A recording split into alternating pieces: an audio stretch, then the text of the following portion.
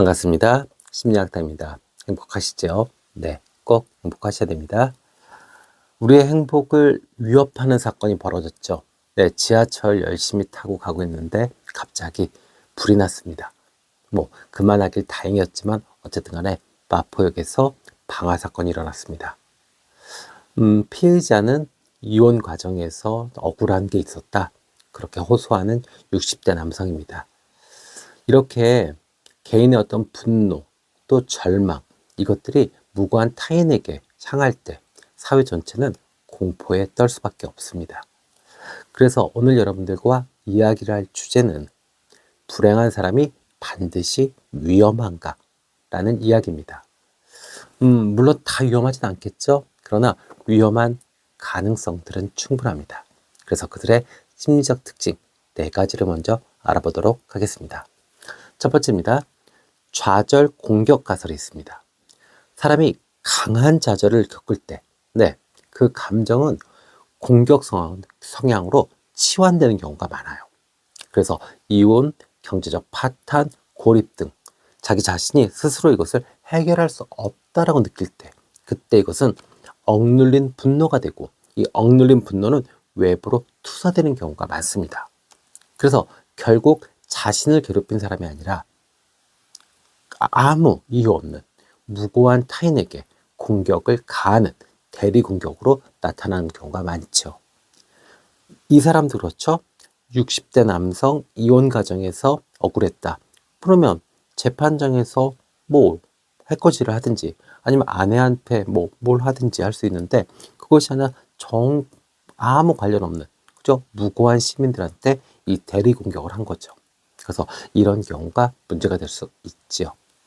자, 두 번째입니다. 자기애적 분노입니다. 자존감이 이 불안정한 사람들은 자신의 실패, 그리고 거절, 이런 것들을 자기 자신 전체를 부정당하는 것이라고 착각해요. 근데 사실 이거 되게 큰 문제죠. 맞죠? 네.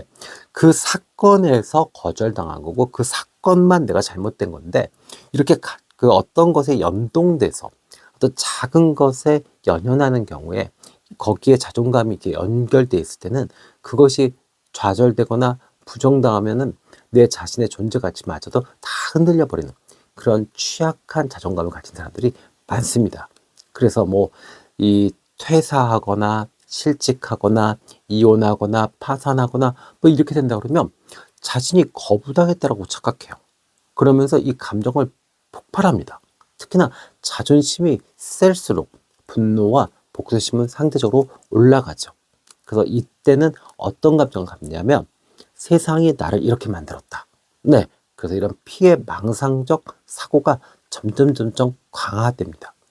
그래서 사회 전체를 원망하고 그리고 공격 대상으로 삼으려고 하죠. 그래서 이 자존감, 그래요. 어떤 문제가 생긴다라고 하면 그 문제를 잘라서 봐야 돼요. 개별적으로 봐야 돼요. 모든 사건에 모든 사람들한테 다 인정받고 사랑받는 사람 거의 없습니다. 그리고 또 그런 시기가 계속 있지도 않아요. 그냥 그 사람한테 그 상황에서 지금 요 시기에 내가 조금 거절당하고 어려울 수 있다. 그렇게 이해하시는 게 좋아요. 알았죠? 네. 자, 세 번째입니다. 사회적 고립과 감정적 무감각이에요. 이 고립된 사람은 공감 능력이 점점 낮아지죠. 그리고 타인의 고통에 무감각해집니다. 이것을 정신질환으로 우리가 판단해야 되냐? 그것은 아니에요.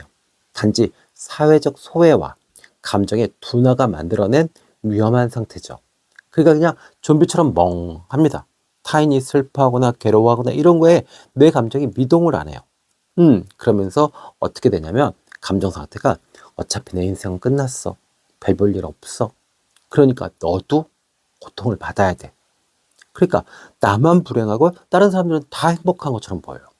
그럴 때 이게 이제 극단적 행동이 나타나게 되죠. 너희들도 불행해져야 돼. 이렇게 됩니다. 그러니까 우리가 뭔가 평준화, 평등을 추구한다라고 하면 높은 가치를 우리가 노력을 해서 쫓아가야 되잖아요. 그죠? 근데 이렇게 자기 자신을 자포자기하고 무감각 상태로 있으면 타인의 어떤 불행을 그러니까 타인의 행복을 깨트려서 똑같이 불행한 상태로 만들고 싶어 하는 그런 이상한 감정이 생길 때가 있습니다. 그래서 이때 조심하셔야 돼요. 그래서 타인이 행복한 걸 보고 나도 행복하고, 타인이 웃을 때 나도 웃고, 이런 것이 내가 잘 안 된다라고 하면 자꾸 의도적으로 그런 거를 연습해 보셔야 됩니다. 안 그러면 이렇게 감정이 둔화되고, 그리고 나도 모르게 이런 식의 행동을 할 수밖에 없는 경우가 될 수 있습니다. 아셨죠? 네. 자, 그다음에 네 번째입니다. 통제감 상실과 무기력이에요. 이혼, 실직, 질병, 파산 등은 인간관계, 자기 자신에게 삶의 통제감을 완전히 배제시킬 수 있습니다. 그러니까 내 삶이 내 뜻대로 안 되는구나라는 어떤 무기력, 그리고 내가 나 자신을 통제할 수 없구나, 이렇게 됐을 경우에는요, 이 무기력이 결국 절망을 낳고, 그리고 공격적인, 파괴적인 행동으로 이어지는 경우가 많죠. 그래서 이럴 때 어떤 행동들을 하냐면, 타인을 공격하거나 타인을 파괴하는 행동을 하면서 그 순간 내가 강력하다, 내가 살아있다, 나 아직 존재할 수 있어, 뭐 이런 식으로 착각하는 이상한 자기 존재감을 확인하는 작업을 합니다. 그렇기 때문에 이때도 마찬가지예요. 이혼, 실직, 질병, 파산, 그럴 수 있다. 살다 보면 그럴 수 있지. 길게 살다 보면 그럴 수 있는 거야. 살아 있으니까 이렇게 겪는 거지. 그래, 조금 있다가 지나면 분명히 나도 웃을 일이 있을 거야. 이렇게 생각해야지, 자꾸 누군가를 파괴하면서 내가 아직 공격성이 남아있고 내 존재감을 확인할 수 있고, 이렇게 착각하면 큰일 납니다.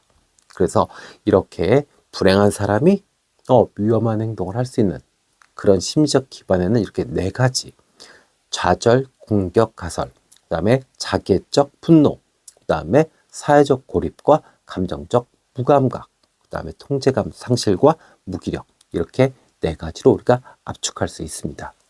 자, 그러면 이것을 해결할 수 있는 방법이 있을까요? 있죠. 네. 그래서 첫 번째는 심리적 지원 체계를 강화하는 겁니다.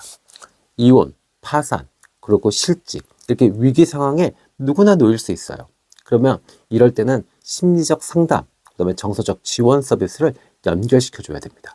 사회에서요, 국가에서. 그다음에 법률적인 분쟁에 빠진 경우, 특히나 이혼, 상당히 지치고 힘들 수 있습니다. 이럴 때 정서적으로 불안정하다면 그때는 의무적으로 상담과 연결시키는 그런 제도적 장치가 필요합니다. 또 감정 조절과 사회성 교육이 필요합니다. 좌절을 분노로 표현하는 그런 것들을 막아야 돼요. 그러려면 감정 조절 훈련이 필요합니다. 감정을 조절하는 게 생각보다 어려워요. 체력도 많이 쓰이고 또 인지 작업도 많이 필요합니다. 그래서 특히나 학교, 군대, 교정시설, 복지관, 이렇게 단체 생활을 할 때 이게 교육 프로그램으로 좀 정착이 돼야 됩니다.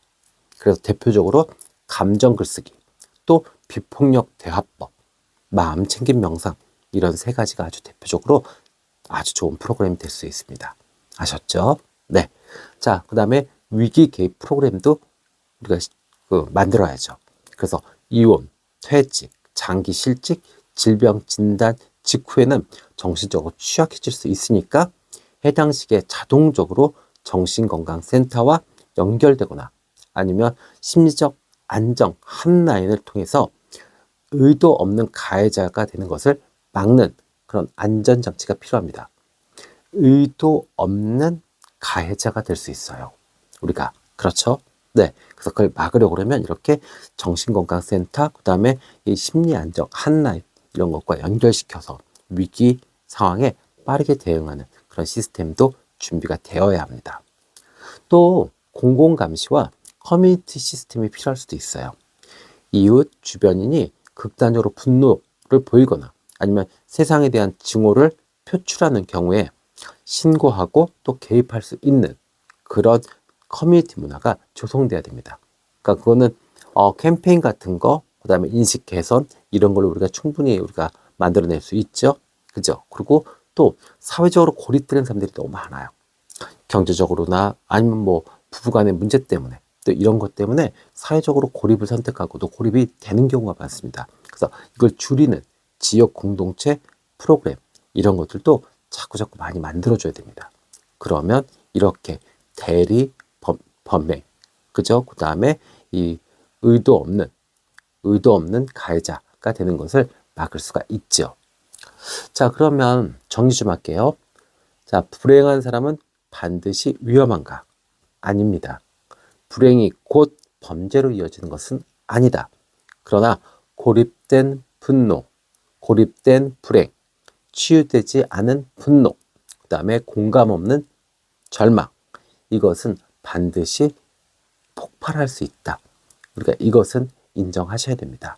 그렇기 때문에 막상 이렇게 어떤 범죄가 벌어지고 난 다음에 응징하듯이 이렇게 대응하는 것보다는 미리 좀 타인의 고통, 주변에 이렇게 힘든 사람이 있다면 그 고통을 좀 알아차리고 그다음에 미리 예방하는 사회적 시스템, 그다음에 어떤 제도적 장치, 이런 것들이 필요할 것 같습니다.